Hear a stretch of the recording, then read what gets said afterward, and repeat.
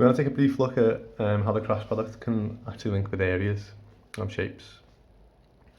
So we know so far that when we cross product two vectors, it's equivalent to this formula here.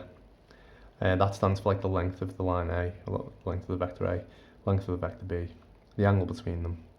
And this bit just, because we're working with vectors when we cross product them, this just means we get a multiple of a vector, and that vector there is perpendicular to those two vectors. But if you don't really worry about that for this question, because we just want to find an area and we don't care about the answer as a vector, we can use this formula to help us find like the area of a triangle or the area of a parallelogram. Okay, so if you think about this, you guys know from GCSE, like if you've got a triangle with one side A, one side B, and the angle between them, theta, the area of that is equal to half AB sine theta. Now, if we think about A as the vector, which is this side here, and we think about B as the vector, which is this side here, we could then say, well, if we cross product A and B, we get the magnitude of A, which is this, we get the magnitude of B, which is this, and we get sine theta, which is this. In other words, this is equivalent to a half of the magnitude of A cross B.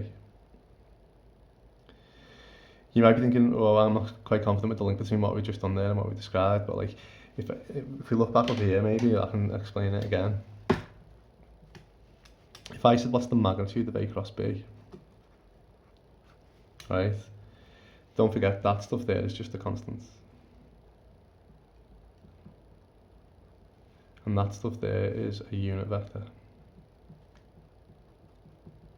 Which basically means like it's pointing in the direction, but the size of that vector is only 1. Like the length of this unit vector, whichever direction it's pointing, the length of it is just 1. So what's the magnitude of any unit vector? That's just 1, isn't it? Okay. So if I take the magnitude of all of this, A cross B, well, this stuff is just a number anyway, so you're left with the number and the magnitude of this, which is 1. In other words, the magnitude of A cross B is A times B times sine theta. Okay. It will just be that number there. Okay. Now when I'm writing A, I shouldn't really write that, I suppose. I mean like the length of that side. Okay. So the magnitude of AB would be like the magnitude of A, the magnitude of B. The magnitude of sine theta, well, that's just a number anyway, and the magnitude of n is just 1. In other words, we get the magnitude of A, magnitude of B, sine theta. Okay. Don't worry if you can't quite see the link with what I'm trying to explain there, but like essentially, as long as we know that this formula will work, we can use it in the exam. It's a relatively straightforward question, actually, the application of it.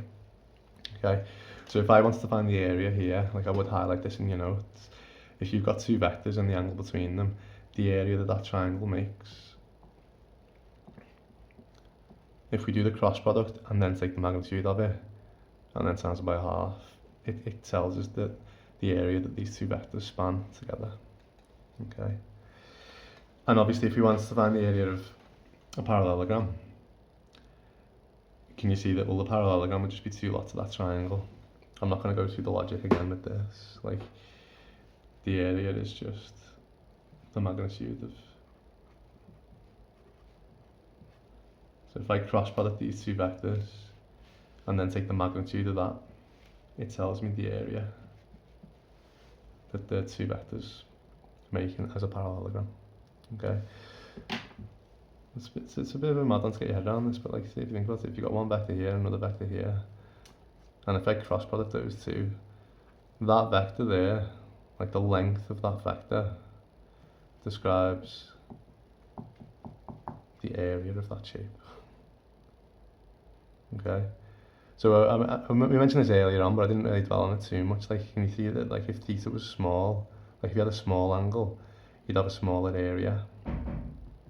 And that's because when theta is small, sine theta is small, and then as theta approaches 90, like the biggest cross product you could ever get would be, imagine perpendicular to both of those. If the vectors make an angle of 90 degrees, the cross product would be large, and that's because this area is also large. Okay, let's try some actual numerical examples and we'll see it's not too bad. Okay, so if you try an example, it says show the area of a triangle ABC, and the vertices are A, 2, 5, minus 1, B, 1, minus 3, 4, and C, 3, minus 4, 8. So we're thinking about the area that this triangle makes, and it's going to be 35.3 units squared to 3 significant figures. Try and visualize this. Clearly, when we're doing this cross product, we're not going to use the point. That's not a vector, is it? If that's the point which represents one of its corners, that's not a vector that we're going to use for a cross product. It wouldn't make any sense, would it? If you think about it, if A was there, 2, 5, minus 1, B was there, 1, minus 3, 4, and C was 3, minus 4, 8. I'm trying to find the area that this triangle makes. It doesn't matter which sides we use, it'll still work. I'm going to get the vector from A to B, and I'm going to get the vector from A to C. So I'm going to use these two vectors here to figure out what this area is. Okay, and that's going to be what my A is and what my B is, like this side and this side. And you might think, does it matter which way around we cross product them? But we're taking the magnitude of it. So obviously if a cross product it one way, the actual vector would be pointing in that direction. If a cross product the other way, the vector would be pointing in that direction. But all we care about is the length, the magnitude of that vector, and then we half it, and then that gives us the area that the triangle makes. Okay. So vector from A to B. From A to B, you can do it as B minus A, can't you? Maybe at this point we can just visualise that. From A to B would be minus 1.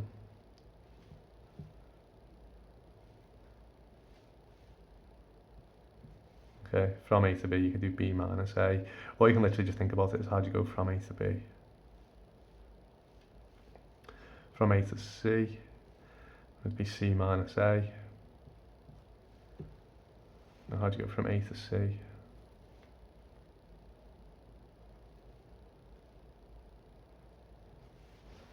Okay, so they're my two vectors. Now if we cross product them, you can say the area is equal to a half the magnitude of A cross B. And let me just tidy this up and see what we get. Okay, so when we cross product these two vectors, we cover up and we would get minus 72 minus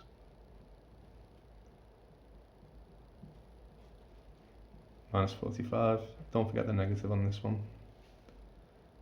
And then you get minus 9 minus 5. And then for the last one, we'd get 9 minus 8.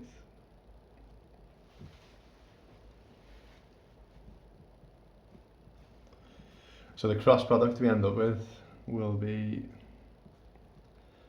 72 plus minus 72 plus 45 minus this, and then this and this. I'm just going to use a calculator to actually see what we end up with the cross product, so I'm not going to be able to square these numbers. Okay, so the cross product ends up being minus 27, minus 14, minus 27, 14, 17. And remember the way that you find the magnitude of this, because we're looking for the area, we use Pythagoras. Okay, so if we do 27 squared plus 14 squared plus 17 squared, that gives us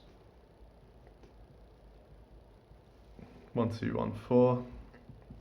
And if we square root that,